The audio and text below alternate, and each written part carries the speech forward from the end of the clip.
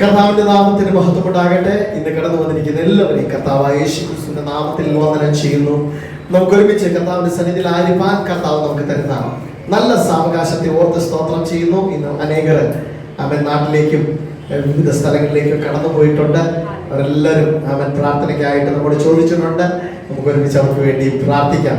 ഈ ആഴ്ചകളിലൊക്കെയും ആമേൻ എല്ലാവർക്കും ലീവൊക്കെ ഉള്ളത് കൊണ്ട് പലരും അവൻ കുടുംബങ്ങളായിട്ടൊക്കെ നാട്ടിലൊക്കെ പോയിരിക്കുന്നു. അവരൊക്കെ കർത്താവിന്റെ കൃപ കൊണ്ട് ദൈവം സംരക്ഷിക്കട്ടെ. ഈ ക്രിസ്മസ് ദിനങ്ങളിൽ കർത്താവിന്റെ സാന്നിധ്യം നമ്മോട് കൂടിയിരിക്കുമാറാകട്ടെ. Praise the lord. ഹല്ലേലൂയ. നമ്മൾ ക്രിസ്മസിനെ വരവേൽക്കുവാൻ തക്കവണ്ണം ഈ ക്രിസ്മസിനെ വലിയൊരു കാര്യമായിട്ട് ആചരിക്കുവാനോ ആഗ്രഹിക്കുന്നവരോ അല്ല. എന്നാൽ ഈ സമയത്ത് ക്രിസ്മസ് നമുക്ക് അനേകർക്ക് സുവിശേഷം പറയാൻ പറ്റുന്ന ഒരു നല്ലൊരു സാവകാശമാണ്. Price the Lord. ചിലരൊക്കെ കർത്താവിന്റെ അടുക്കിലേക്ക് തിരിക്കാൻ പറ്റുന്ന ഒരു സാവകാശമാണ്. കഴിഞ്ഞ ആഴ്ചകളിലൊക്കെയും കർത്താവിന്റെ കൃപയാൽ പലയിടങ്ങളിലും കരോൾസായിട്ട് കടന്നുപോയി പാട്ടുകൾ പാടി കർത്താവിനെ സ്തുതിക്കുമ്പോൾ അനേകർ കടന്നു വന്ന് പുതിയ ആത്മാക്കൾ പലരും കർത്താവിന്റെ വചനം കേൾപ്പാനിടയായി, യേശു എന്നെ കുറിച്ച് കേൾപ്പാനിടയായി. അതോർത്ത് ഞാൻ ദൈവത്തിനെ മഹത്വപ്പെടുത്തുന്നു. എന്നാൽ ഇന്ന് നോക്കുമ്പോൾ ഈ ഭൂമിയിലുള്ള അനേകർ ക്രിസ്മസ് ആചരിക്കുന്നെങ്കിലും അത് പലരും ചിന്തിക്കുന്നത് സാന്റയുടെ ബർത്ത്ഡേ ആണെന്ന ചിന്തയിലാണ് പലരും ആ ക്രിസ്മസ് ആചരിക്കുന്നത്. എന്നാൽ ക്രിസ്തുവിന്റെ ജനനത്തെ കുറിച്ചും ക്രിസ്തുവിന്റെ വരവിനെ കുറിച്ചും ഭൂമി പ്രഘോഷിക്കാൻ മറന്നുപോയിക്കൊണ്ടിരിക്കുന്നു. ഹല്ലേലൂയ. ഭൂമിയിലെ പ്രഘോഷണങ്ങൾ പലതും മറ്റ് പല പ്രൊജക്ഷനിലേക്ക് പോകുമ്പോൾ നമുക്ക് യേശുവിനെ പ്രസന്റ് ചെയ്യുവാൻ പറ്റുന്ന കാലങ്ങൾ മാറട്ടെ എന്ന് ഞാൻ പ്രാർത്ഥിക്കുന്നു. ഹല്ലേലൂയ. ഞാൻ സങ്കീർത്തന പ്രബോധനത്തിലേക്ക് പറഞ്ഞു നിൽക്കാതെ വേഗത്തിലേക്ക് തിരുവചന ഭാഗത്തിലേക്ക് കടന്നു പോകാൻ ഞാൻ കർത്താവിനെ ശരണപ്പെടുന്നു. ഉഷസ്സിനായി കാത്തിരിക്കുന്നവനേക്കാൾ കർത്താവെ ഞാൻ നിനക്കായി കാത്തിരിക്കുന്നു എന്ന വചനം സങ്കീർത്തനത്തിൽ നമ്മൾ വായിച്ചു. ആ വചനം നമുക്ക് അതുപോലെ തന്നെ കർത്താവിനെ കാത്തിരിപ്പാൻ തക്കവണ്ണം കർത്താവ് നമുക്ക് കൃപ നൽകുമാറാകട്ടെ. അല്പനേരത്തെ ചിന്തയ്ക്കായിട്ട് നമുക്ക് ഒരു വേദഭാഗം വായിക്കാം. യെശയ്യാ പ്രവചനം 9-ാം അധ്യായം 6-ാമത്തെ വാക്യം. Book of Isaiah chapter 9 verse 6. Hallelujah. Verse 6. Hallelujah. യെശയ്യാവ് 9:6 ആരെങ്കിലും കിട്ടിയവർ വായിച്ചാൽ. നമുക്കൊരു ബാലകൻ പിറന്നാൽ, നമുക്കൊരു കുമാരൻ കൊടുക്കപ്പെട്ടാൽ, കർത്തൃത്വം അവർ തോളിന്മേൽ ഇരിക്കും. അവർ നാമം അതിശയമാനവർ, ആലോചനകർത്ത, നന്മയുള്ള ദേവൻ, നിത്യപിതാ, സമാധാന പ്രഭു എനപ്പെടും. ആമേൻ. ഹല്ലേലൂയ. ഈ നല്ല വാക്യത്തെ ഓർത്ത് ഞാൻ കർത്താവിനെ സ്തോത്രം ചെയ്യുന്നു. നമുക്കൊരു ശിശു ജനിച്ചിരിക്കുന്നു, നമുക്കൊരു ശിശു ജനിച്ചിരിക്കുന്നു, നമുക്കൊരു മകൻ നൽകപ്പെട്ടിരിക്കുന്നു. ആധിപത്യം അവന്റെ തോളിലിരിക്കും. അവൻ അത്ഭുതമന്ത്രി, വീരനാം ദൈവം, നിത്യപിതാവ്, സമാധാന പ്രഭു എന്ന് വിളിക്കപ്പെടും. Price the Lord. വളരെ അനുഗ്രഹിക്കപ്പെട്ട ഒരു ക്രിസ്മസിനെ കുറിച്ച്, യേശുവിന്റെ വരവിനെ കുറിച്ച്, യേശുവിന്റെ ജനനത്തെ കുറിച്ച് അവൻ വർഷങ്ങൾക്ക് മുമ്പ്, കാലഘട്ടങ്ങൾക്ക് മുമ്പ് ഹല്ലേലൂയ പ്രവചിച്ചു വെച്ചിരുന്ന ഒരു പ്രവചനമാണ് നാം ഇവിടെ വായിക്കുന്നത്. ഈ പ്രവചനത്തിൽ യെശയ്യാവിന് അറിയത്തില്ലായിരുന്നു യേശുവിനെ കുറിച്ചാണ് അവൻ പ്രവചിക്കാൻ പോകുന്നത്.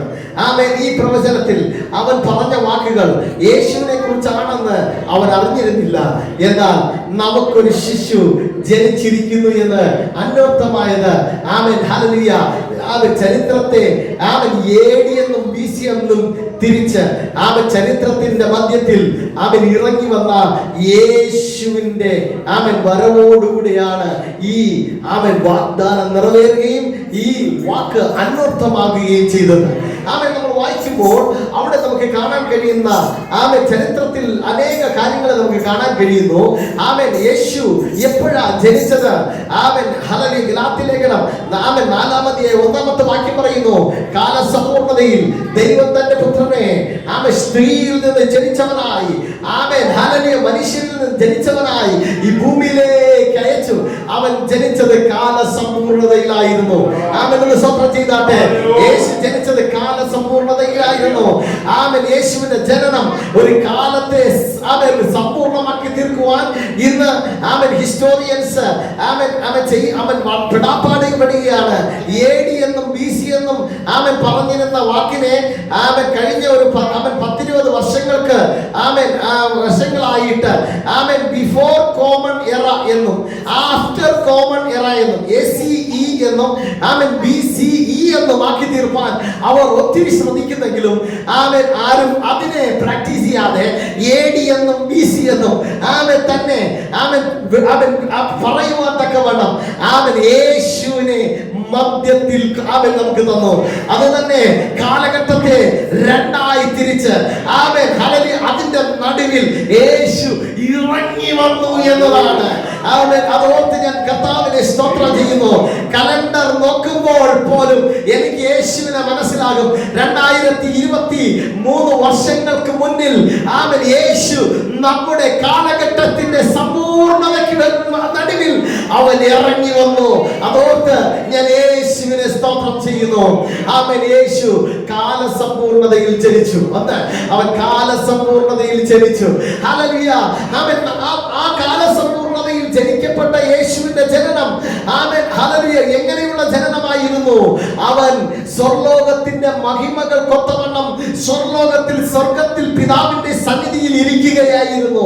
വാക്യം എവിടെയാണ് എഴുതിയിരിക്കുന്നത്? Amen hallelujah. പിതാവിന്റെ സന്നിധിയിൽ ഇരിക്കുന്ന യേശുവിനെ കുറിച്ച് ഫിലിപ്പിയ ലേഖനം 2-ാം അധ്യായം 6-ാം അധ്യായം അവൻ വാക്യം മുതൽ ഇങ്ങനെ എഴുതി: അവൻ ദൈവരൂപത്തിലിരിക്കെ ദൈവത്തോടുള്ള സാദൃശ്യം അവൻ മുറുകെ പിടിച്ചുകൊള്ളേണം എന്ന് വിചാരിക്കാതെ അവൻ ദൈവത്വത്തെ അവൻ അവിടെ വച്ചിട്ട് ദൈവത്വത്തെ അവിടെ വിട്ടേച്ച് അവൻ ദൈവത്തോടുള്ള സൗരഭ്യം അവൻ മുറുകെ പിടിച്ചുകൊണ്ട് അവിടെ ഇരിക്കാതെ അവൻ നമുക്ക് വേണ്ടി ഭൂമിയിൽ ഇറങ്ങി വന്ന യേശു. Praise the Lord. Praise the Lord. Hallelujah.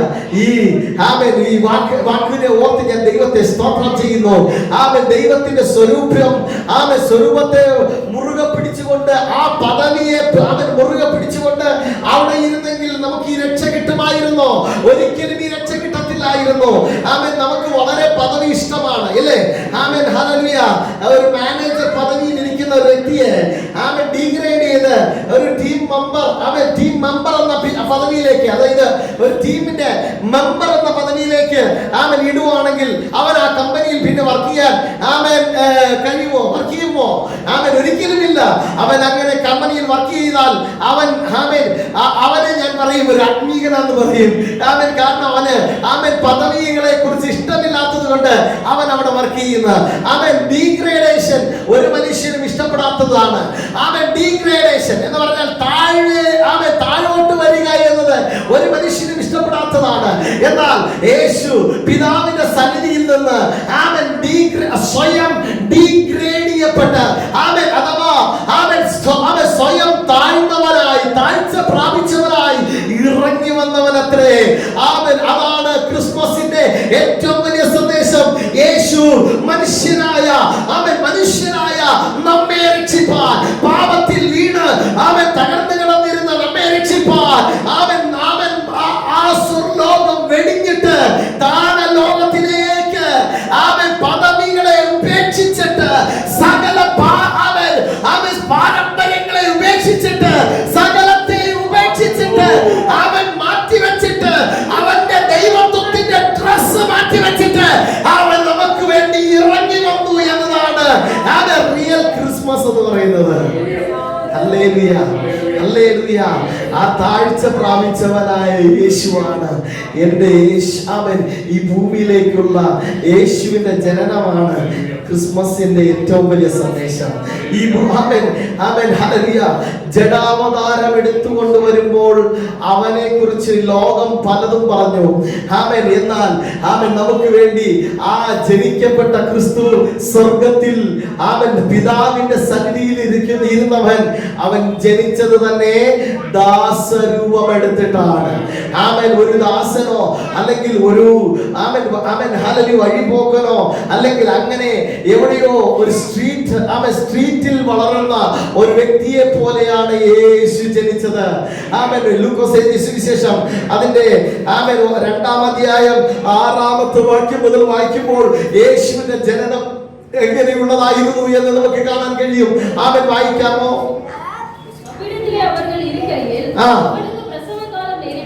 പ്രസവകാലം അവൻ വന്നപ്പോൾ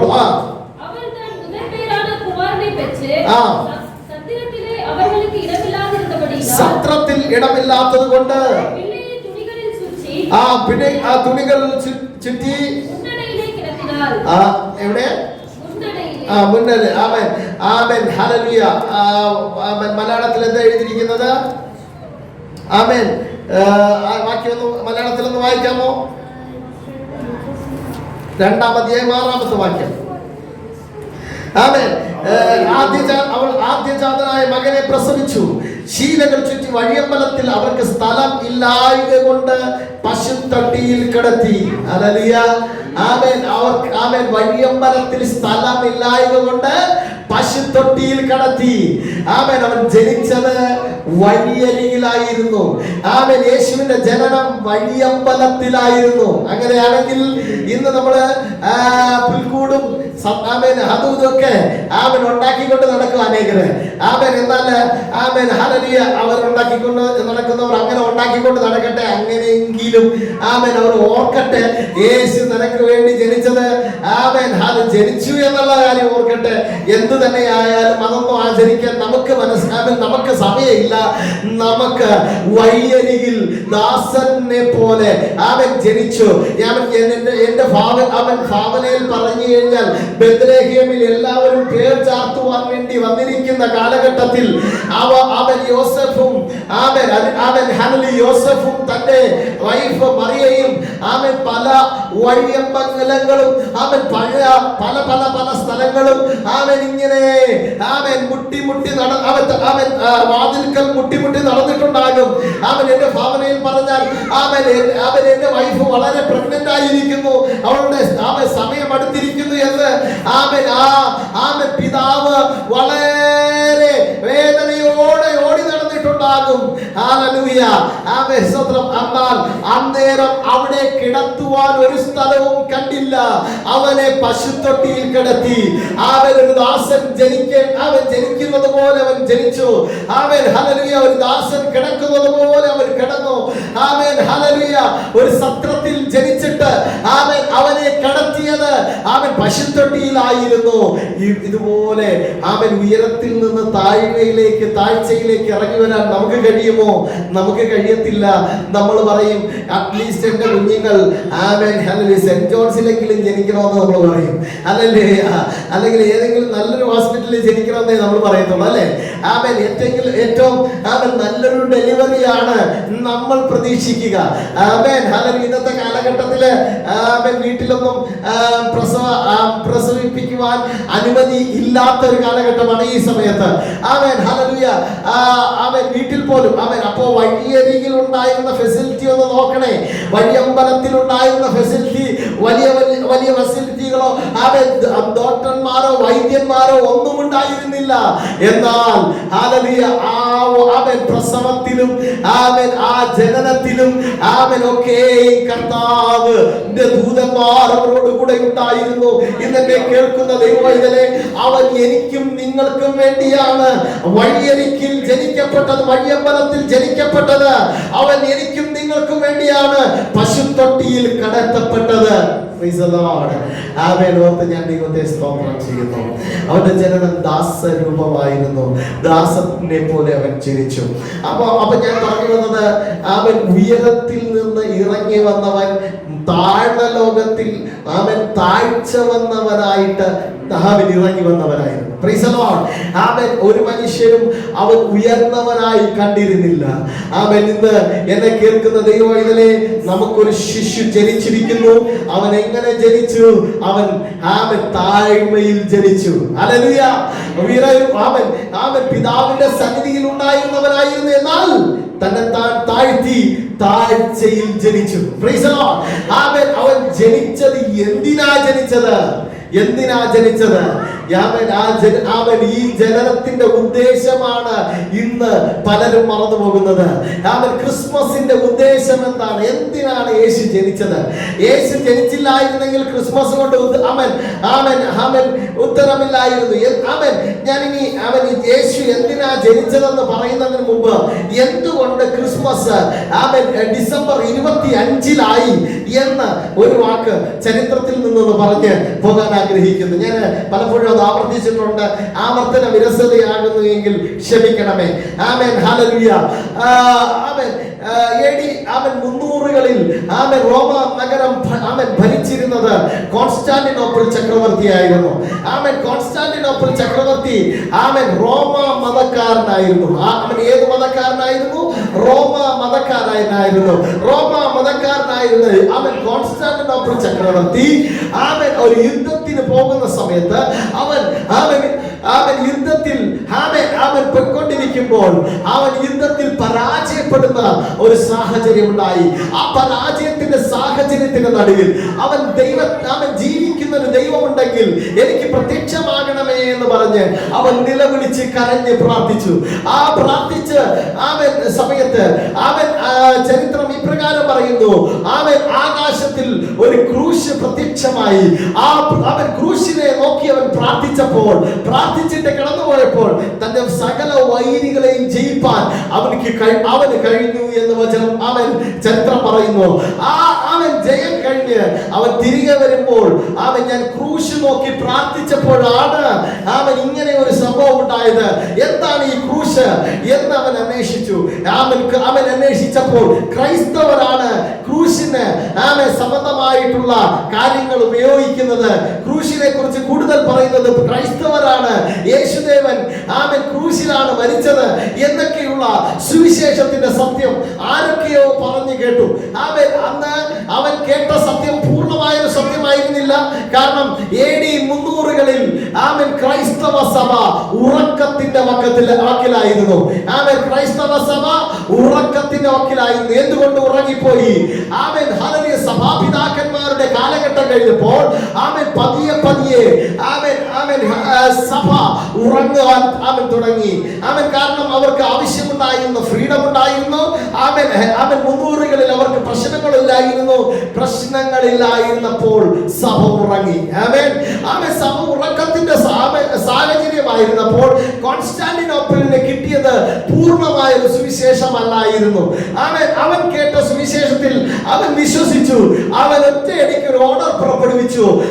ഇവിടെ ഈ രാജ്യം നമ്മൾ ഇന്നു മുതൽ ക്രിസ്തു മതത്തിലേക്ക് മാറുകയാണ്. ക്രിസ്തു മതത്തിൽ അല്ലാത്തവരെ എല്ലാം വെട്ടിക്കൊന്നുകളയുവാൻ അവൻ ഓർഡർ ഇട്ടു.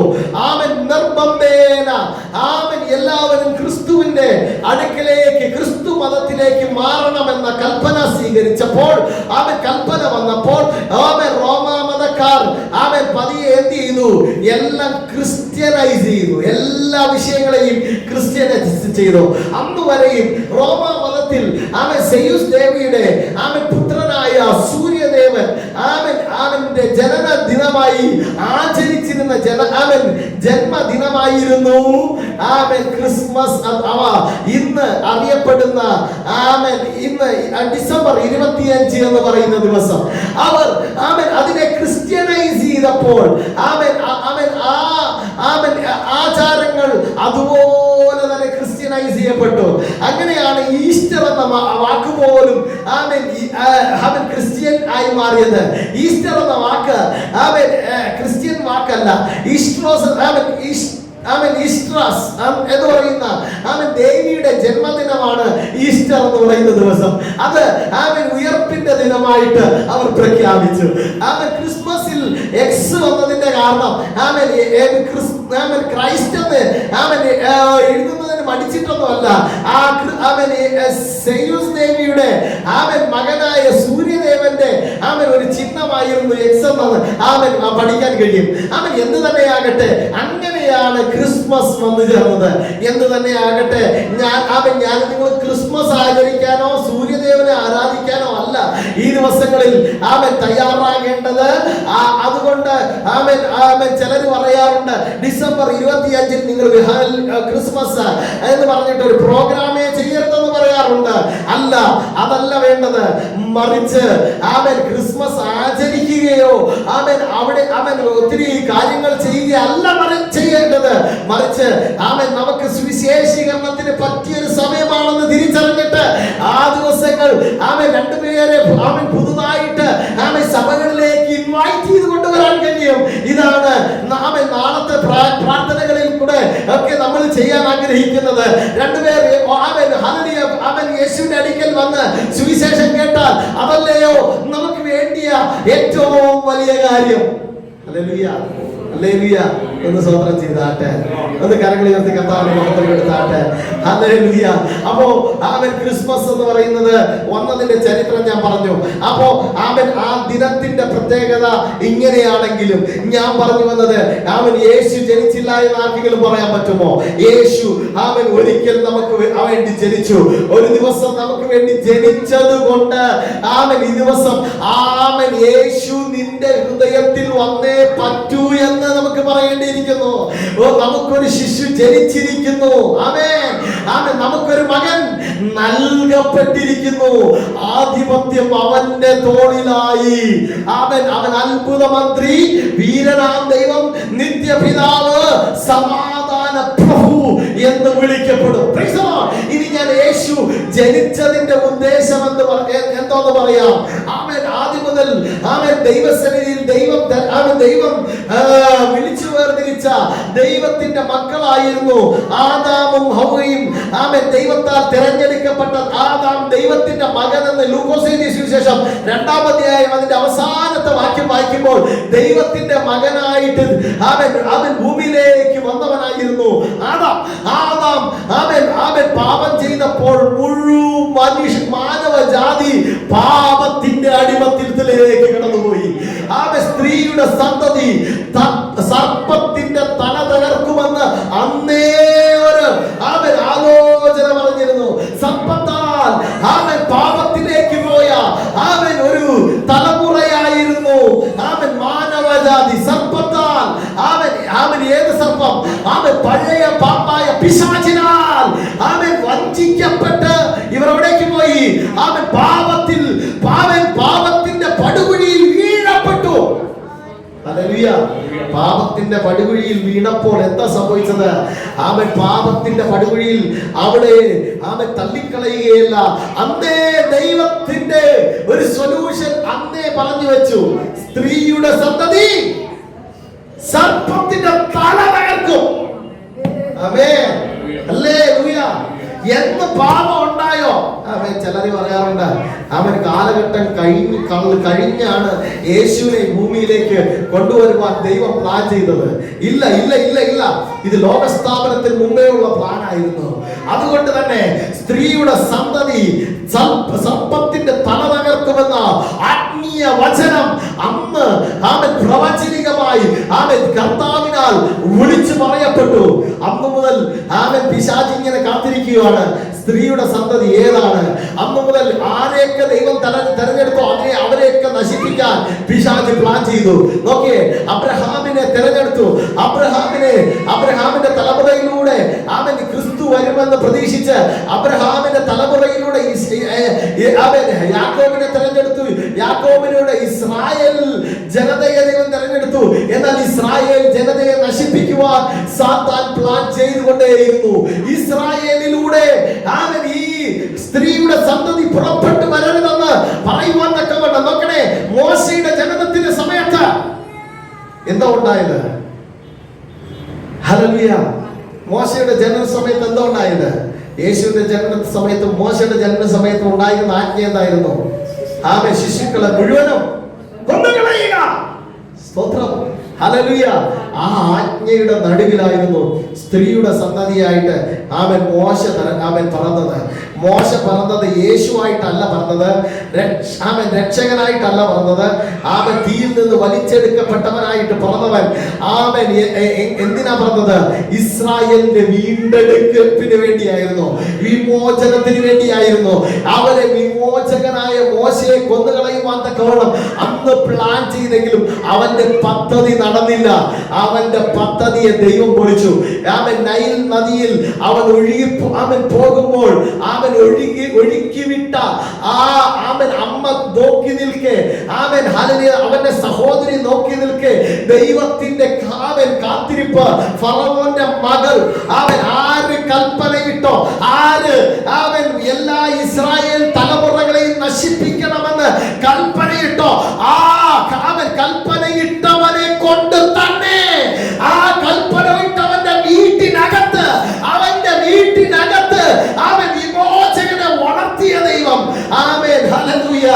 ആമേൻ. മോശ അവൻ രക്ഷകനായി എന്നെ തകർക്കുമെന്ന് സാത്താൻ ചിന്തിച്ചിരുന്നു. എന്നാലും മോശയെ ഒന്നും ചെയ്യാൻ ദൈവം സമ്മതിച്ചില്ല. മോശയിലൂടെ ഇസ്രായേൽ മക്കൾക്ക് രക്ഷ കൊടുത്തു.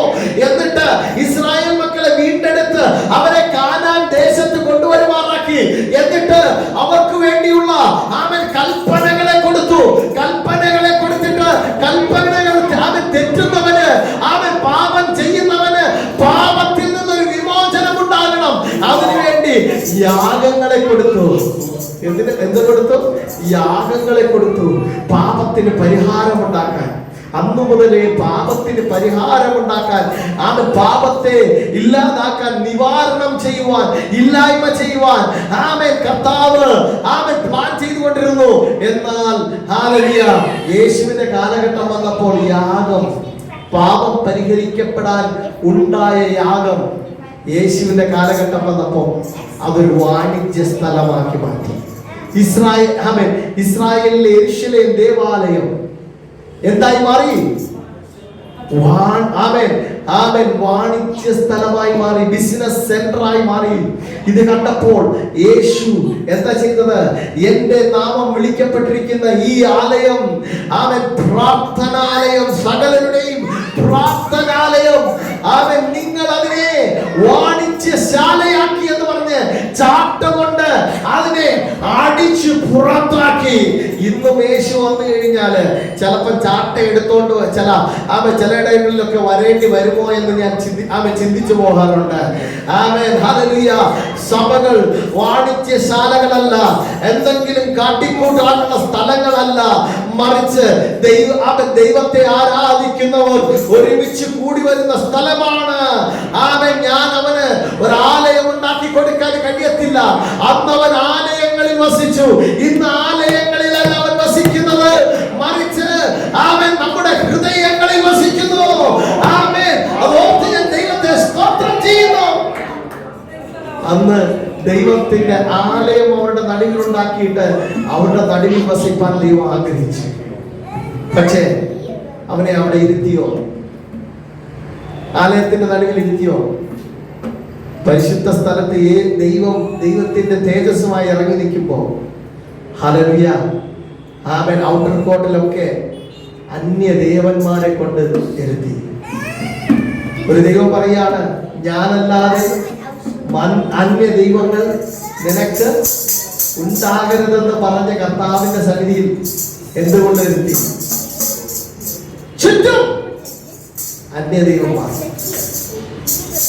Hallelujah, hallelujah, hallelujah. ശലോമോന്റെ കാലഘട്ടത്തിൽ വന്നപ്പോ ശലോമോൻ ആലയം പണി. ആലയത്തിൽ ദൈവതേജസ്സാണ്. ഹല്ലേലൂയ. എന്നാൽ ശലോമോന്റെ ആലയ പണി കഴിഞ്ഞ് കുറേ നാൾ കഴിഞ്ഞപ്പോ വചനം എഴുതിയിരിക്കുന്ന ഇങ്ങനെയാണ്: അവന്റെ ഏകാഗ്രതയെ അവന്റെ ഭാര്യമാർ വശീകരിച്ചു കളഞ്ഞു. എന്തുവാ? അവന്റെ ഭാര്യമാർ അവൻ ദൈവത്തോടുള്ള ഏകാഗ്രതയെ വശീകരിച്ചു കളഞ്ഞു. വശീകരിച്ചു കളഞ്ഞിട്ട് അവിടെ എന്തുകൊണ്ട് നിർത്തിയെന്നറിയാമോ? ആലയത്തിൽ അന്യ ദൈവങ്ങളെ കൊണ്ട് നിർത്തി.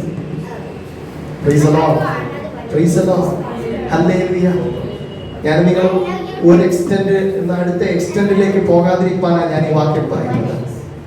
ക്രിസ്മസ് ഞാൻ ഇച്ചിരി ഫ്രീഡം ഒക്കെ തരുന്നുണ്ടെന്ന് പറഞ്ഞുകൊണ്ട് ചിലപ്പോൾ എനിക്ക് ക്രിസ്മസ് ഒക്കെ അങ്ങ് കൊണ്ടാടി തകർന്ന് അങ്ങ് അതൊരു വലിയ ആഘോഷമാക്കി തീർക്കാൻ ആഗ്രഹിക്കുന്നതിന് ഹല്ലേലൂയ.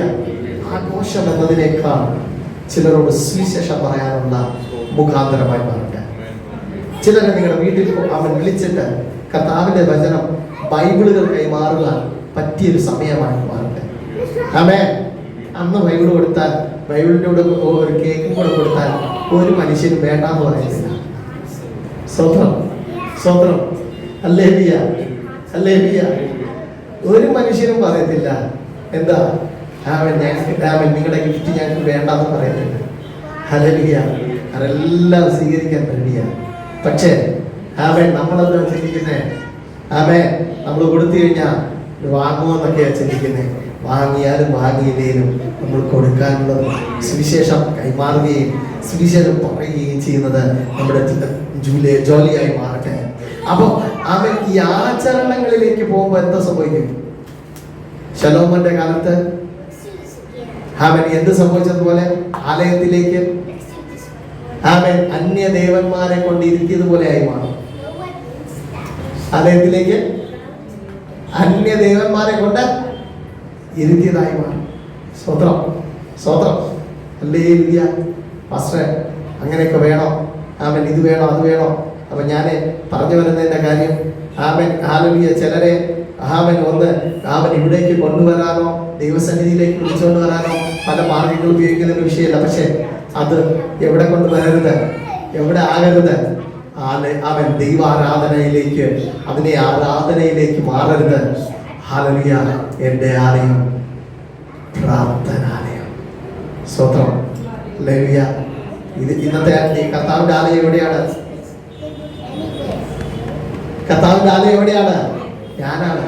ഹല്ലേലൂയ. കർത്താവിന്റെ ആലയം നാമാണ്. ഹല്ലേലൂയ. അത് ആരുടെ പ്രാർത്ഥനാലയമാണ്. അത് ആരുടെ ആലയമാണ്? കർത്താവിന്റെ ആലയമാണ്. ഇന്നെ കേൾക്കുന്ന ദൈവം പൈതലേ, ആലയത്തിൽ ഒരുക്കമുള്ളവരായിട്ട് നമ്മൾ ഇരിക്കണം. ഈ ദിവസങ്ങളിൽ അതിനായിട്ട് കർത്താവ് നമ്മളെ സഹായിക്കുമാറാകട്ടെ. നമുക്കൊരു മകൻ ജനിച്ചിരിക്കുന്നു. അതെ, യേശു ജനിച്ചതിന്റെ ഉദ്ദേശം പറയാനാണ് ഞാൻ വന്നത്. അപ്പോ എന്തിനായിരുന്നു യേശു ജനിച്ചത്? നോക്കണേ, യാഗത്തെ ബിസിനസ് ആക്കി മാറ്റി. യാഗത്തെ യേശുവിന്റെ കാലമായപ്പോ ബിസിനസ് ആക്കി മാറ്റി. അപ്പോ പ്രവാചകന്മാരെ അയച്ചു. പിതാവ് എന്ത് ചെയ്തു? പ്രവാചകന്മാരെ അയച്ചു. അവരെന്ത് ചെയ്തു? അവനെ പിടിച്ച് കൊന്നുകളഞ്ഞു. ഹല്ലേലൂയ. സെക്കറിയാവ് അങ്ങനെ തുടങ്ങി എത്രയോ പ്രവാചകന്മാരെ കൊന്നുകളഞ്ഞു. Price the lord. ഹല്ലേലൂയ. പാപത്തിൽ പാപത്തിന്റെ ശക്തി എന്ന് പറഞ്ഞു കഴിഞ്ഞാൽ ഒറ്റ ദിവസം കൊണ്ട് പാപം യേശുവിനെ കഴുകിക്കളയാൻ പറ്റും. പക്ഷെ ആ പാപത്തിന് പലതിനെയും കൊന്നുകളയാൻ പറ്റും. ഇസ്രായേലിന്റെ പാപം ഇസ്രായേലിന്റെ പ്രവാചകന്മാരെ കൊന്നുകളയാൻ കഴിയും. ഹല്ലേലൂയ. എന്നിട്ട് പിതാവിന്റെ അനാദികാലയ നിർണയപ്രകാരം യേശുവിനെ കാണാതെ പോയ ആടുകളെ കണ്ടെത്തുവാൻ വേണ്ടി അയച്ചു. ഇസ്രായേൽ അവനെ സ്വീകരിച്ചോ? സ്വന്തത്തിലേക്ക് വന്നു.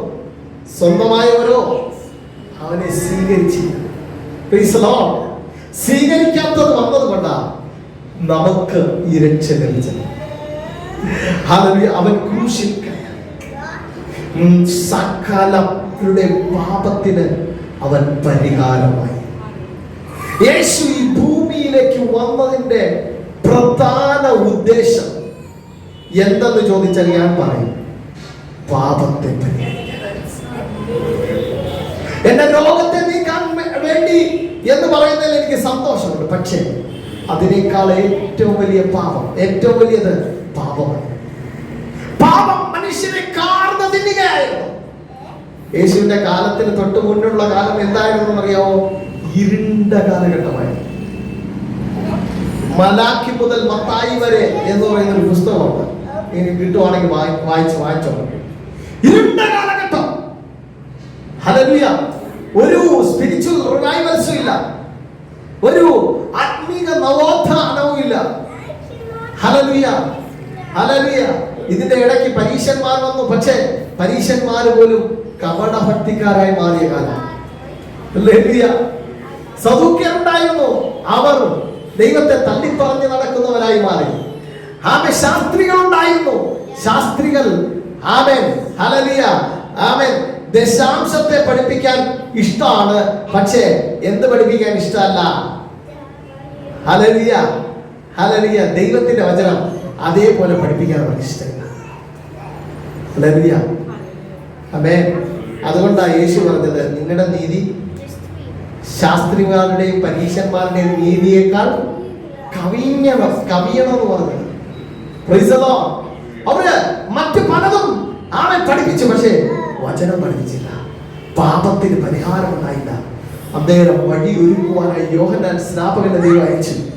അവൻ വന്ന് വഴി ഒരുക്കിയ ശേഷം പുത്രൻ തമ്പുരാൻ ഈ ഭൂമിയിലേക്ക് ഇറങ്ങി വന്നിട്ട് തന്റെ 30 വയസ്സ് വരെ അവൻ he was in silent.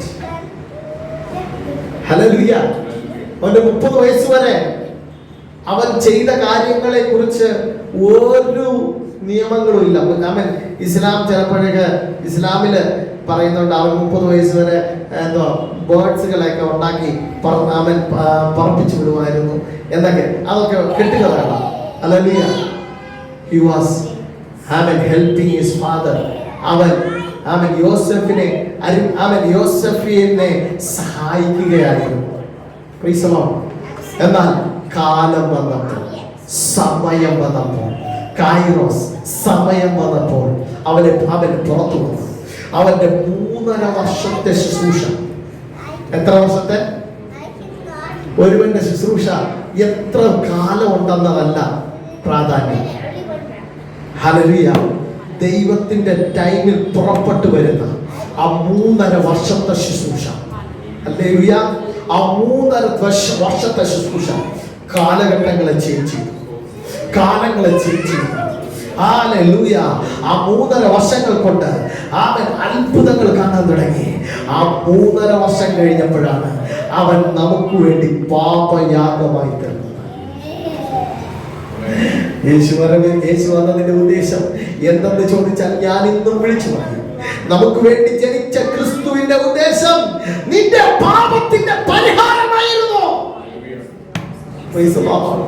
Praise the Lord. Praise the Lord. Hallelujah. പാപത്തിന്റെ പരിഹാരം ആയിരുന്നത് കൊണ്ട് he become a minister. Hallelujah. അത്ഭുത മന്ത്രിയായി മാറി. അവൻ അത്ഭുത മന്ത്രിയായി മാറി. അവൻ ചെയ്ത അത്ഭുതങ്ങളെ വിവരിക്കുവാൻ യോഹന്നാൻ പറയുന്നു, ആമേൻ ഹല്ലേലൂയ, ഭൂമിയിലുള്ള എല്ലാ മരങ്ങളെയും ആമേൻ ചില്ലകൾ എഴുത്തുപോലാക്കി മാറ്റി. ഞാൻ ആമേൻ ഭൂമിയിലുള്ള മഷീനൊക്കെയും ആമേൻ എടുത്ത് എഴുതിയാലും അവൻ ചെയ്ത പ്രവൃത്തികളെ വർണ്ണിച്ചു തീർക്കാൻ കഴിയുകയില്ല. അത്രത്തോളം അത്ഭുതങ്ങളെ ചെയ്യുന്ന ദൈവമായിരുന്നു കർത്താവ്. ഈ മത്തായി എഴുതിയ സുവിശേഷത്തിലും മർക്കോസ് എഴുതിയ സുവിശേഷത്തിലും യോഹന്നാൻ എഴുതിയ സുവിശേഷത്തിലും ലൂക്കോസ് എഴുതിയ സുവിശേഷത്തിലും കാണുന്ന അത്ഭുതങ്ങൾ സെലക്റ്റീവ് ആയിട്ടുള്ള അത്ഭുതങ്ങളായിരുന്നു. ആമേൻ. കാരണം അവൻ പോകുമ്പോൾ അത്ഭുതം, നിൽക്കുമ്പോൾ അത്ഭുതം. ആമേൻ. കാരണം അവൻ ജനിച്ചത് അത്ഭുത മന്ത്രിയായിട്ടായിരുന്നു. വിശ്വസിക്കുന്നവർക്ക് സ്തോത്രം ചെയ്താട്ടെ. ഇന്നും നമുക്ക് വേണ്ടി ഒരു അത്ഭുത മന്ത്രിയുണ്ട്. അവന്റെ കയ്യിൽ അത്ഭുതങ്ങൾ നിന്നുപോയിട്ടില്ല. അവന്റെ കയ്യിൽ ഇന്നും നിനക്ക് വേണ്ടിയും എനിക്ക് വേണ്ടിയും അത്ഭുതങ്ങളുണ്ട്. ആമേൻ. നിനക്കൊരു അത്ഭുതം ആവശ്യമുണ്ടെങ്കിൽ വിശ്വസിക്കുന്നവർക്ക് ആമേൻ അത്ഭുതങ്ങളെ ചെയ്യുവാൻ ഇന്നും അവൻ സർവശക്തനാണ്. വിശ്വസിക്കുന്നവരുടെ ഉള്ളിൽ അവൻ വാസം ചെയ്യുക മാത്രമല്ല, അവൻ ഉള്ളിൽ വസിച്ചുകൊണ്ട് അത്ഭുത മന്ത്രിയായി അത്ഭുതങ്ങളെ ചെയ്യുന്നവനാണ്. ഹല്ലേലൂയ. ഇത് വിശ്വസിക്കുന്ന ദൈവമക്കൾക്കായി ഞാൻ ദൈവത്തെ സ്തോത്രം ചെയ്യുന്നു. അവൻ നിനക്ക് വേണ്ടി ഒരു അത്ഭുത മന്ത്രിയായിട്ടാണ് ജനിച്ചിരിക്കുന്നത്. എങ്ങനെ ജനിച്ചിരിക്കുന്നു? അത്ഭുത മന്ത്രി. ഹല്ലേലൂയ. എല്ലാവരും പറഞ്ഞ അത്ഭുത മന്ത്രി, അത്ഭുത മന്ത്രി, അത്ഭുത മന്ത്രി. അവൻ അത്ഭുത മന്ത്രി. ഹല്ലേലൂയ.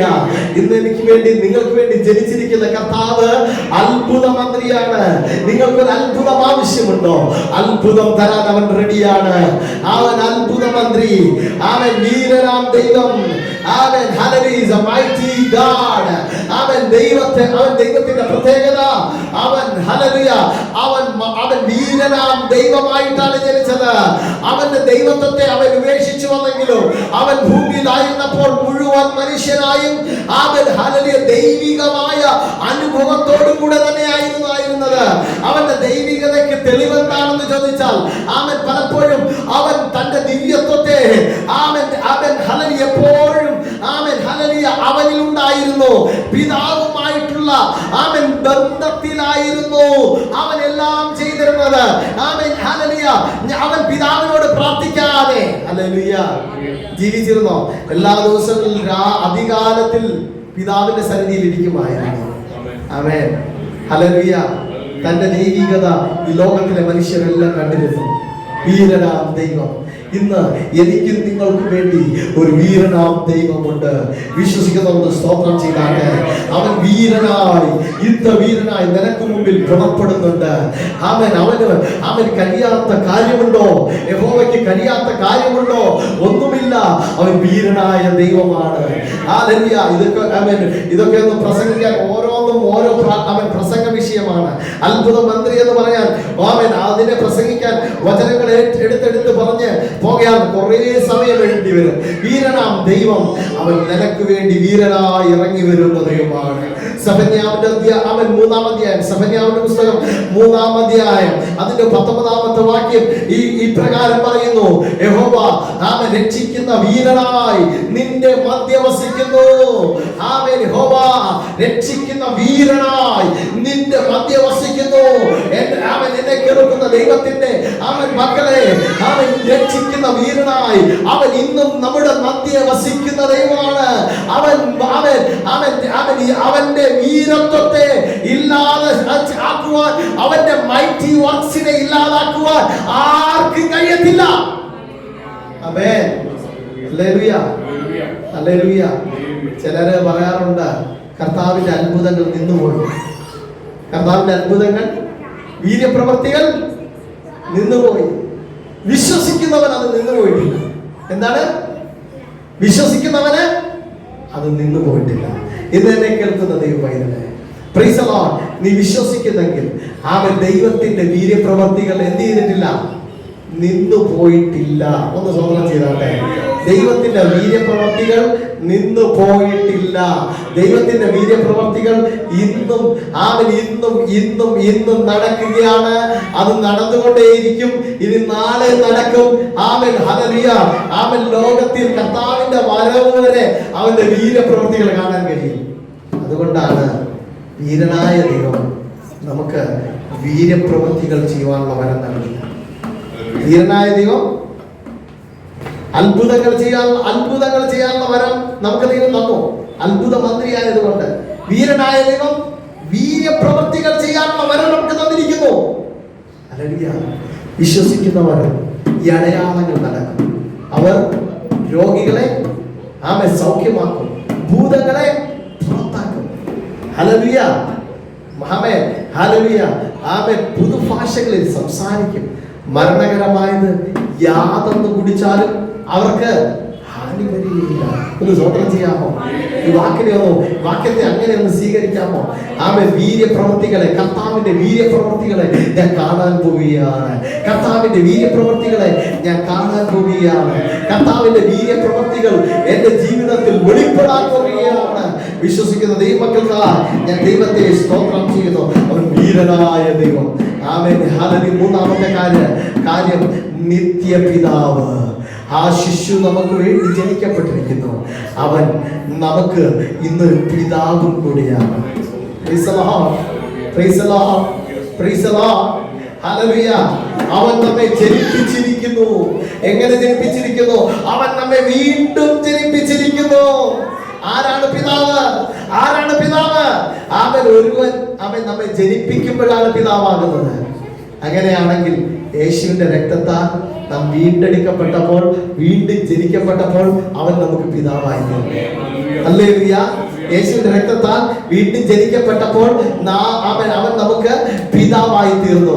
ഇന്നെ കേൾക്കുന്ന ദൈവവൈതനെ, അവൻ വീണ്ടും ജനിക്കപ്പെട്ട ദൈവവൈതനെ, നമ്മുടെ പിതാവ് അവൻ നിത്യ പിതാവാണ്. അവന്റെ പ്രത്യേകത അവൻ ഹല്ലേലൂയ ഇന്നത്തേക്ക് പിതാവല്ല, അവൻ ഇന്നലെ മാത്രം പിതാവല്ല, അവൻ നാളെയും നമ്മുടെ പിതാവാണ്. സ്തോത്രം സ്തോത്രം. അവൻ നിത്യത വരെയും നമ്മുടെ പിതാവാണ്. സ്തോത്രം. നിത്യപിതാവ് സമാധാന പ്രഭു എന്ന് വിളിക്കുന്നു. അതെ ഹല്ലേലൂയ. നാലാമത്തെ കാര്യം, ആ ശിശുവിന്റെ പ്രത്യേകത അവൻ സമാധാന പ്രഭു. എല്ലാവരും പറഞ്ഞേ സമാധാന പ്രഭു. അവൻ യോഹന്നാൻ എഴുതിയ സുവിശേഷത്തിൽ ഇപ്രകാരം എഴുതി 16-ാം അധ്യായത്തിൽ, എന്റെ സമാധാനം ഞാൻ നിങ്ങൾക്ക് തന്നേച്ചു പോകുന്നു. എന്റെ സമാധാനം ഞാൻ നിങ്ങൾക്ക് തന്നേച്ചു പോകുന്നു. അത് ലോകം നൽകുന്നത് പോലെ അല്ല. അതെ, ആ യേശു പറഞ്ഞു ഗിരിപ്രഭാഷണത്തിൽ, അവൻ സമാധാനം ഉണ്ടാക്കുന്നവർ ഭാഗ്യവാന്മാർ, അവർ ദൈവപുത്രന്മാരെന്ന് വിളിക്കപ്പെടും. അവൻ ദൈവത്തിന്റെ പുത്രന്മാരെന്ന് വിളിക്കപ്പെടും. അങ്ങനെയാണെങ്കിൽ സമാധാന പ്രഭുവിന്റെ മക്കളെ ദൈവത്തിന്റെ മക്കളെന്ന് നമ്മൾ വിളിക്കപ്പെടുമ്പോൾ അതിന്റെ അർത്ഥം എന്നെയും നിങ്ങളെയും സമാധാന പ്രഭുവായവൻ സമാധാനം ഉണ്ടാക്കുന്നവരാക്കി മാറ്റിയിരിക്കുക. കുടുംബത്തിൽ സമാധാനം ഉണ്ടാക്കുന്നവർ, വ്യക്തി ജീവിതങ്ങളിൽ സമാധാനം ഉണ്ടാക്കുന്നവർ, ഹല്ലേലൂയ, ദേശത്തിന് സമാധാനത്തെ കൊടുക്കുന്നവർ. ഒന്ന് സ്വതന്ത്രം പറഞ്ഞാട്ടെ. ഹല്ലേലൂയ. രാജ്യത്തിന് സമാധാനം കൊടുക്കുന്നവർ ആരാന്ന് ചോദിച്ചു കഴിഞ്ഞാൽ നമ്മളാ. Hallelujah hallelujah. ഈ രാജ്യത്തിന്റെ സമാധാനം നമ്മളാ. we are the peacemakers. We are the peacemakers.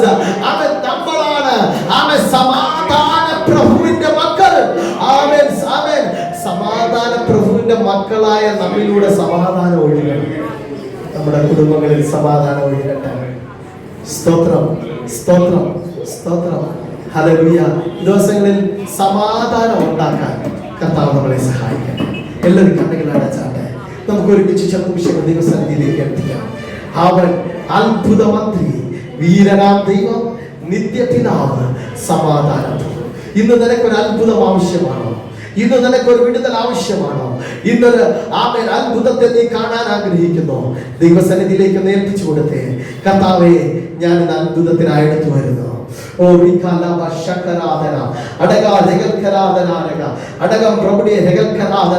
എല്ലാവരും പ്രാർത്ഥിച്ചു തുടങ്ങിയാട്ടെ. അത്ഭുതത്തിനായി എടുത്ത് ദൈവസന്നിധിയിലേക്ക് അടുത്ത് വന്നാട്ടെ. ഒരു അത്ഭുതം ഇവിടെ വ്യാപരിക്കട്ടെ.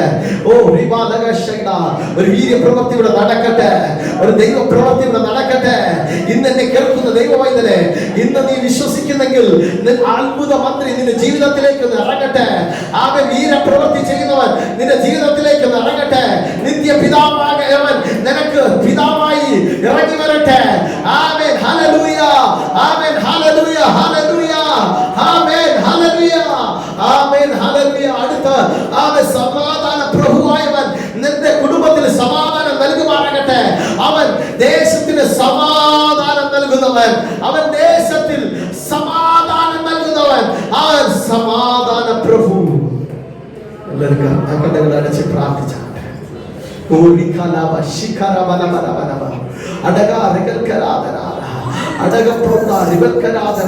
എല്ലാവരും പ്രാർത്ഥിച്ചു തുടങ്ങട്ടെ. എല്ലാവരും പ്രാർത്ഥിച്ചു തുടങ്ങട്ടെ. എല്ലാവരും പ്രാർത്ഥിച്ചു തുടങ്ങട്ടെ. സമാധാന പ്രഭുവായവൻ ചിലരുടെ ഉള്ളിൽ സമാധാനത്തെ വെളിപ്പെടുത്തുമാറാകട്ടെ. ഇപ്പോൾ അത്ഭുത സമാധാനം, അത്ഭുത സമാധാനം വെളിപ്പെടുവാനാകട്ടെ.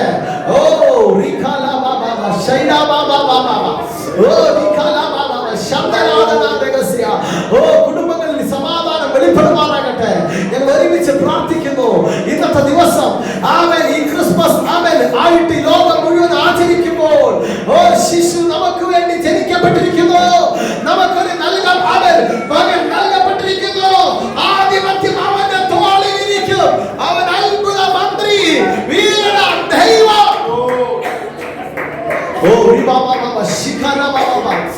നിത്യപിതാവ് സമാധാനത്തിന്റെ